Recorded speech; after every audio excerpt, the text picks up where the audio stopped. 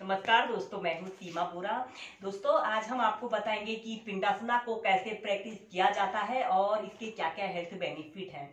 दोस्तों, पिंडासना में पिंड का अर्थ होता है भ्रूण। इस अभ्यास को करते समय हमारे शरीर की स्थिति भ्रूण के समान हो जाती है, इसलिए इसे पिंडासना या एम्ब्रियो पोज या फीटस पोज भी कहा जाता है। दोस्तों, पिंडासना एक एडवांस पोज है। इस अभ्यास को करने के लिए आपको सबसे पहले हलासना और ऊर्ध्व पद्मासना को अच्छी तरह से प्रैक्टिस करना आना चाहिए। दोस्तों, जिन लोगों को अक्सर पेट में दर्द, पेट में सूजन और कब्ज की शिकायत रहती है, उनके लिए यह एक बेस्ट एक्सरसाइज है। यह अभ्यास हमारे मन को स्थिर कर एकाग्रता को बढ़ाने का एक बेस्ट अभ्यास है। इस अभ्यास को करने से सिर दर्द, माइग्रेन जैसी समस्या से भी निजात पाया जा सकता है। इस अभ्यास को करने के लिए सबसे पहले हमने ऐसे पीठ के बल सीधे लेट जाते हैं और सबसे पहले हम करेंगे सेतु बंधासन को प्रैक्टिस करेंगे। अपने दोनों पैरों को ऐसे घुटनों से ऐसे मोड़ लेते हैं और अपने दोनों हाथों को अपने टखनों के पास ऐसे रख लेते हैं। श्वास अंदर भरते हुए अपने शरीर को ऐसे ऊपर की साइड उठाते हैं।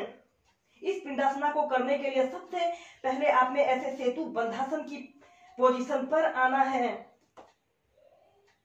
5 से 6 ब्रीथ ऐसे ही होल्ड करके रखते हैं।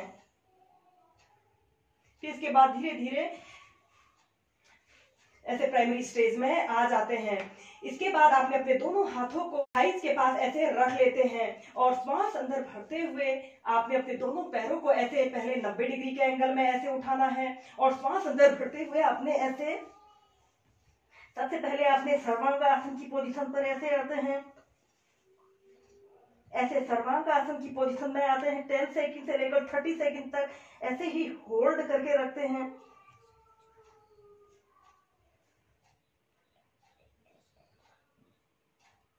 फिर धीरे धीरे ऐसे हलासना की पोजीशन पर आते हैं।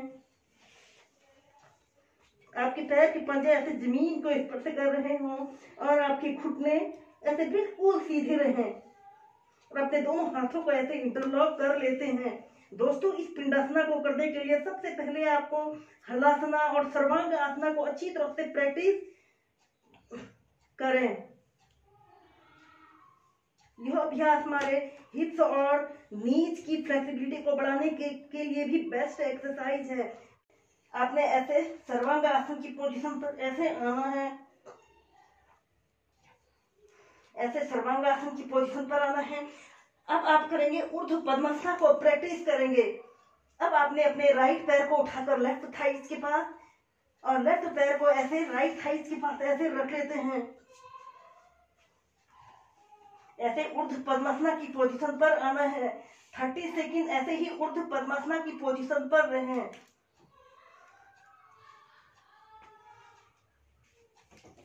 नॉर्मल ब्रीदिंग या श्वास को रोककर भी रख सकते हैं। दोस्तों, यह अभ्यास को करने से हमारे पूरे शरीर में ब्लड सर्कुलेशन काफी दुरुस्त रहता है। अगेन यह इन्वर्टेड पोस्चर है, विपरीत करनी है। फिर इसके बाद आपने धीरे धीरे अपने शरीर को ऐसे पीछे को ले जाते हुए अपने घुटनों को ऐसे करते हुए अपने घुटनों को ऐसे अपने कानों के समीप लाने की कोशिश कीजिए। 30 सेकंड से लेकर 2 मिनट तक ऐसे ही पिंडासना की स्थिति में रहें। इस अभ्यास को करते समय हमारे शरीर की आकृति भ्रूण के समान हो जाती है, इसलिए इसे एम्ब्रियो पोज या भ्रूण आसन भी कहा जाता है।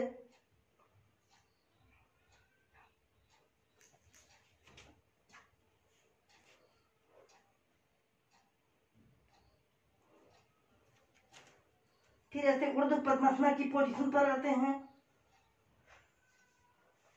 अपने पद्मासना को खोलते हैं। ऐसे सर्वांगासन की पोजीशन में आते हैं। धीरे धीरे ऐसे हलासना की पोजीशन पर आते हैं।